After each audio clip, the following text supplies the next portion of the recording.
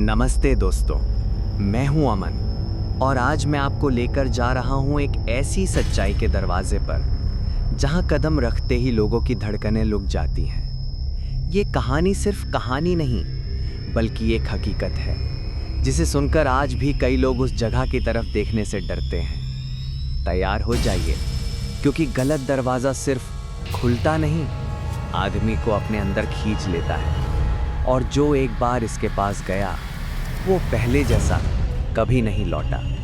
तो चलिए शुरू करते हैं अमन की ओर से एक ऐसी रात जिसे भूलना आसान नहीं। रात के करीब 11:30 बजे थे। तेज हवा चल रही थी और पहाड़ों में वैसे भी रात बहुत जल्दी घिर आती है। आरव 27 साल का देहरादून से आया एक मेडिकल रिप्रेजेंटेटिव उस रात पहली बार उस कस्बे में रुका था। होटल छोटा था, बस 8 कमरे, लेकिन दिन में ठीक ठाक लगता था, रात में कुछ अलग। होटल मालिक ने चाबी देते हुए सिर्फ एक बात कही थी, रूम 107 की तरफ मत जाना, वो हिस्सा खाली रहता है। आरव ने हंसकर पूछा, क्यों, पुराना है क्या? मालिक ने जवाब नहीं दिया, सिर्फ नजरें झुका ली। रात 1:20। आरव अपने कमरे में था।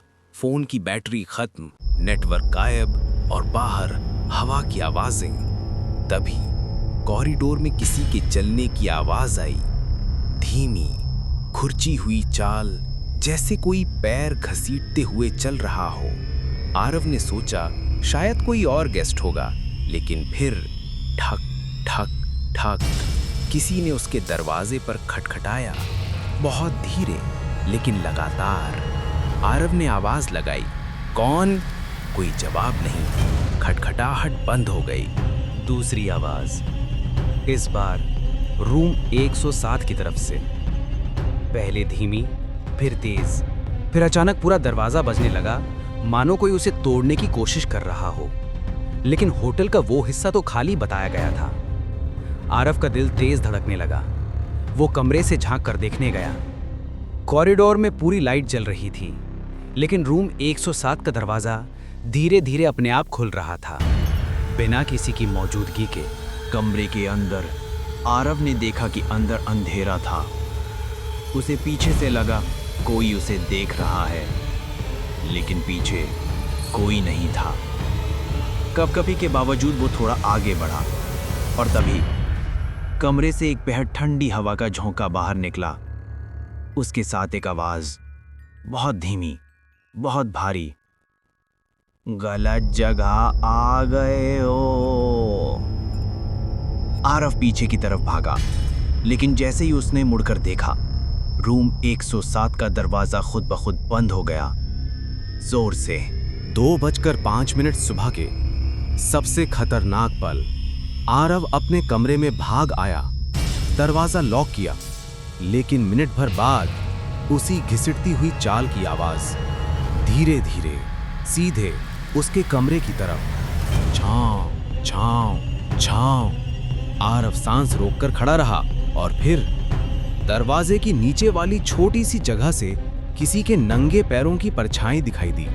बहुत पतली, असामान्य, टेढ़े मेढ़े पंजे और दरवाजे के पीछे से वही भारी आवाज, बोलो, 107 में जो देखा अब उससे बच नहीं पाओगे। आरव चीख भी नहीं पाया, फर्श जैसे बर्फ हो गया। सुबह 6 बजे होटल स्टाफ ने आरव को उसके कमरे में बेहोश पाया। वो कमरे के कोने में बैठा था, आंखें खुली हुई, लेकिन कुछ बोल नहीं पा रहा था। उसके नाखूनों में लकड़ी की बुरादें थे, जैसे उसने दरवाजा अंदर से जोर जोर से खरोचा हो। जब होटल मालिक को बताया गया तो उसने सिर्फ एक बात कही, रूम 107 10 साल से बंद है और जो भी रात में उसके पास गया वो सुबह सामान्य नहीं मिला। आरव आज भी अस्पताल में मनोवैज्ञानिक उपचार ले रहा है।